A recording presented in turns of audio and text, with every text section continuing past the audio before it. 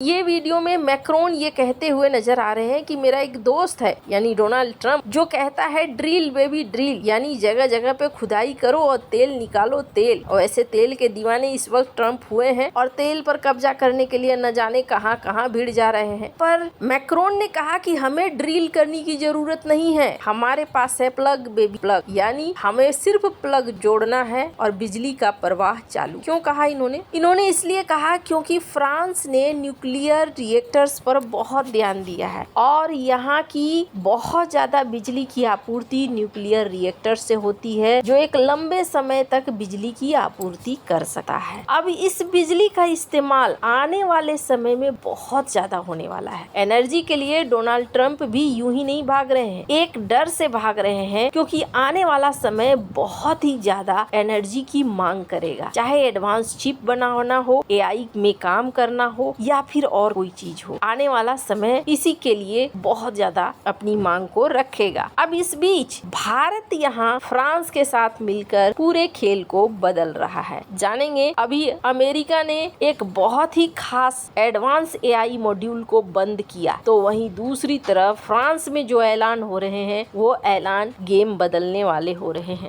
America और भारत के रिश्ते आगे न जाने कहां पहुंचे, लेकिन फ्रांस में पीएम मोदी और फ्रांस के राष्ट्रपति मैक्रोन कई बड़े ऐलान कर रहे हैं, जो अमेरिका के लिए भी एक बड़ी चुनौती और झटका है, तो वहीं भारत के लिए ये एक बहुत ही महत्वपूर्ण मीटिंग है। NSA Ajit Doval, doctor S Jaishankar पूरी टीम के साथ पीएम मोदी फ्रांस पहुंचे हैं, तो यूं ही नहीं पहुंचे हैं और यहाँ से यूरोप के एक दूसरे देश की भी यात्रा करने वाले हैं। खैर, फ्रांस में उतरते ही क्या सीन बनना शुरू हुआ है, क्या बड़े ऐलान हुए हैं, जानेंगे। बहुत सारी चीजें इस वक्त चल रही है, हमेशा की तरह जानने को मिलेगा बहुत कुछ। आइए जानते हैं इन खबरों को विस्तार से। भारत और अमेरिका के बीच में इस वक्त तनातनी थोड़ी देखने को मिल रही है और ये भी देखने को मिल रहा है कि खास करके जो टैंकर पर हमले हुए और उसके बाद 3 भारतीय मरे हैं, उसके बाद से ज्यादा तनातनी बढ़ती चली गई है। विपक्षी दल हो या फिर और कई एक्सपर्ट हो, अमेरिका को रवैये को लेकर प्रश्न कर रहे हैं। हालांकि एक और चीज देखने को मिली कि अभी ओमान के पास एक समुद्री बचाव अभियान जारी किया गया, जिसमें 14 भारतीयों को बचाया गया। 14 भारतीयों क्रू वाली एक नाव एमएसवी विराट 1 ओमान में रास अल हद के करीब 80 नॉटिकल मील दूर डूब गई। हादसे के बाद अमेरिकी नौसेना के P-8 समुद्री गश्ती विमान मदद के लिए आगे आया। विमान ने नाव के पास लाइफ राफ्ट गिराया और हवा से निगरानी बनाए रखी। क्रू सदस्य डूबती नाव से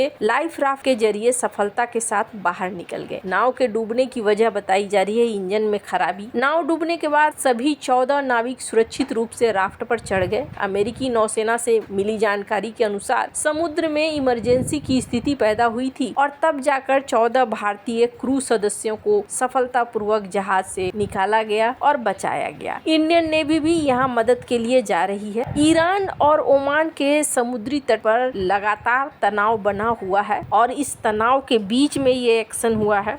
भारत की जो दूतावास है ओमान में, उन्होंने इसकी पुष्टि की है और उन्होंने किया कि मिशन में ये देखने को मिला भारतीय झंडे वाला एक वेसल्स विराट 1, इससे क्रू मेंबर्स को निकाला गया, बचाया गया। जहाज के इंजन में खराबी आई जिसकी वजह से जहाज डूबने लगा था। तो यहाँ एक घटना ये भी है जहाँ देखने को मिल रहा है कि अमेरिका ने मदद की, तो दूसरी घटना ये भी देखने को मिली जहाँ पर अमेरिका ने भारत के खिलाफ कुछ धमकी टाइप के शब्दों का इस्तेमाल किया, जैसा मार्को रूबियो ने किया था। अभी G7 में पीएम मोदी और डोनाल्ड ट्रंप की मुलाकात होने वाली है। इस मुलाकात के अलग एक और बड़ी चीज देखने को मिल रही है और वो देखने को मिल रहा है फ्रांस और भारत का बड़ा ऐलान। फ्रांस में भारत ने भारत इनोवेट 2026 कार्यक्रम का उद्घाटन किया। एक अच्छी चीज आप नोटिस करेंगे कि अब सब जगह भारत नाम का इस्तेमाल हो रहा है, इंडिया का इस्तेमाल बहुत कम हो रहा है। वहीं इसका उद्घाटन करने के लिए मैक्रोन और पीएम मोदी दोनों ही पहुंचे। पीएम मोदी और मैक्रोन की मुलाकात हमेशा की तरह बहुत गर्मजोशी भरी थी, ये देखने को मिला। अब यहाँ पर जो आयोजन किया गया, ये प्रोग्राम आखिर में है क्या? इसका उद्देश्य है, ये भारत के शिक्षा मंत्रालय के तहत तहत शुरू किया गया है कि भारतीय डीप टेक स्टार्टअप, विश्वविद्यालय और रिसर्च वाली चीजें एक दूसरे के साथ जुड़े। फ्रांस के साथ और भारत के साथ दोनों के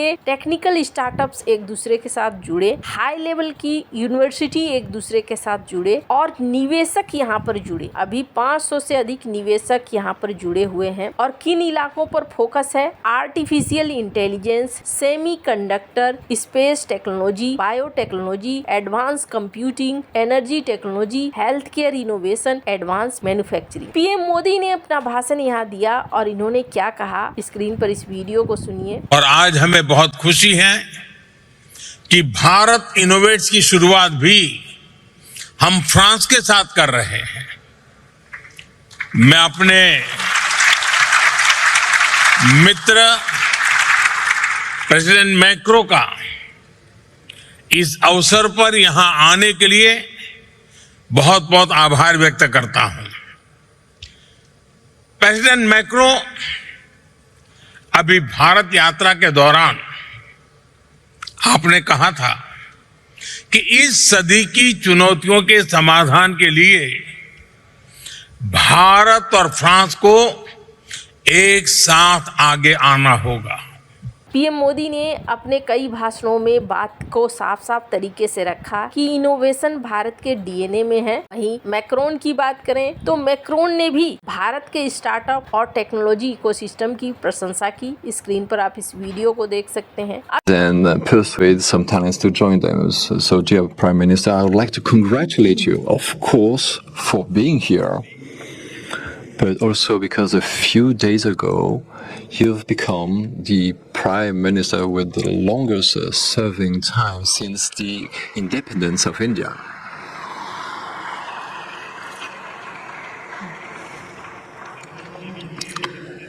This long run says a lot about your determined action and the strength of your country and its wonderful assets and your leadership. So we are very proud to have you here. अब इसका क्या मतलब है? भारत और France का संबंध छोटा मोटा नहीं है, ये बड़ा गेम बदलने वाला सीन बन रहा है। सबसे पहले ये दोनों मिलकर संयुक्त रूप से R&D करेंगे, टेक्नोलॉजी ट्रांसफर करेंगे, सेमीकंडक्टर में सहयोग करेंगे, AI के मामले में, डिफेंस टेक्नोलॉजी के मामले में और अंतरिक्ष के भी मामले में। हाल के सालों में भारत और फ्रांस के बीच डिफेंस के क्षेत्र में संबंध काफी मजबूत हुए हैं। दोनों देश राफेल लड़ाकू विमान, हेलीकॉप्टर निर्माण, मिसाइल और कई चीजों के लिए एक साथ काम करने की बात कर रहे हैं। अभी फिलहाल राफेल के टेक्नोलॉजी ट्रांसफर को लेकर बात अड़ी है। माना जा रहा है कि फ्रांस के राष्ट्रपति और पीएम मोदी मिल बैठकर इस मामले में फैसला ले सकते हैं, जो भारत के लिए मददगार होगा। लेकिन यहाँ पर सबसे अच्छी बात क्या है, यूरोपीय निवेश अब भारत में आएगा। इसको आकर्षित करने के लिए ये कार्यक्रम बहुत जरूरी था। भारतीय डीप टेक कंपनियों को दुनिया के बाजार में पहुंचना जरूरी था और चाइना के ऊपर टेक्निकल निर्भरता कम भी करनी। भारत फ्रांस की साझेदारी को और मजबूत करना था। मैक्रोन ने इस बात को कहा भी, जहां पर तालियों की गड़गड़ाहट गूंज उठी, जहां इन्होंने पीएम मोदी को बधाई दी कि आप सबसे लंबे समय तक रहने वाले भारत के प्रधानमंत्री बन गए हैं। अब सवाल ये है कि फ्रांस के साथ भारत की साझेदारी इतनी खास क्यों है? इसलिए कि फ्रांस के पास ऊर्जा का संपूर्ण संसाधन है और इस वजह से इस ऊर्जा का इस्तेमाल टेक्नोलॉजी से लेकर हर नई चीज के लिए बखूबी हो सकता है, जो भारत के लिए एक बड़ा सहायक सिद्ध होगा। इसलिए ये साझेदारी बहुत ही ज्यादा खास है। आपको क्या लगता है? इन सब मामले में आपकी क्या राय है? कमेंट कर जरूर बताएं। जल्द मिलते हैं अगली वीडियो में नई खबर के साथ।